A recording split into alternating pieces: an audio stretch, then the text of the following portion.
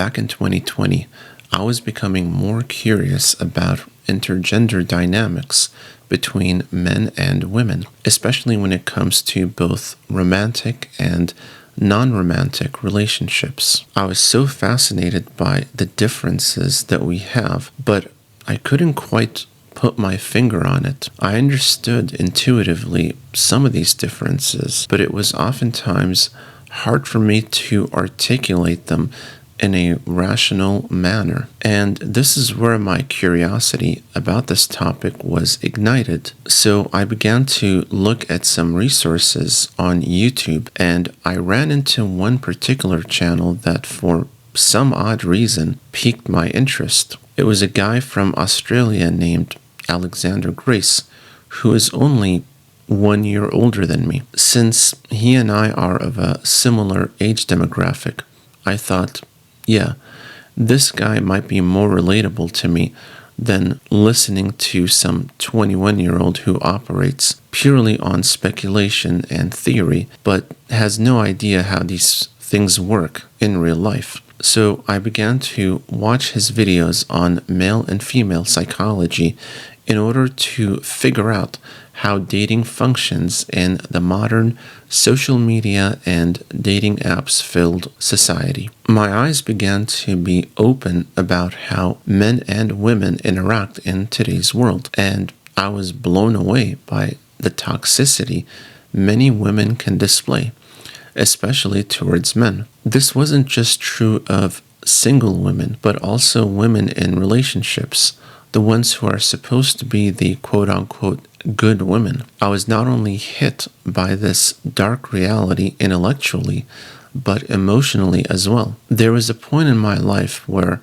I experienced an increase in bitterness, which resulted from not only seeing these videos and hearing Alex's explanations, but also because these things confirmed many of my own experiences and gut instincts regarding what is going on in today's dating world. This bitterness was painful to me, but in many ways, it was also very liberating. I was no longer confused about whether what I feel about the dating world was accurate or delusional. Here is this guy who just displayed study after study confirming my worst fears and suspicions. And in many ways, I was relieved because I began to see that not only was I not crazy, but that there are actually many men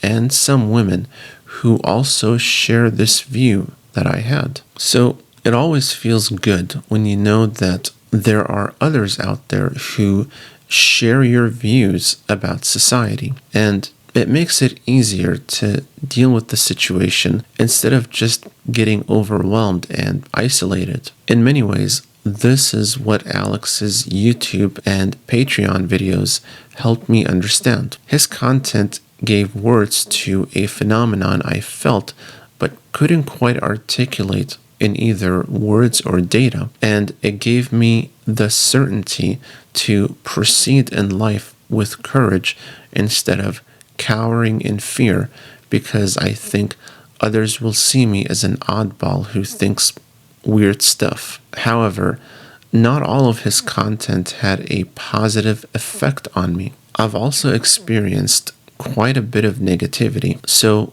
while I understood that some initial negativity is normal and even healthy for growth, this persistent negativity was out of place and not normal at all. It became like a virus that just kept feeding on more negativity that came from Alex's videos. It was also the case that though his ideas became more rational as he progressed, there was also a lot of negativity that would feed the virus implanted in me. It needed more and more in order for it to survive and for me to not lose my mind, almost like a drug that I needed in order to avoid the consequences of withdrawal. This taught me a somewhat harsh lesson. Even the person who seems to be the most helpful in certain ways is not completely immune from spreading some sort of propaganda or a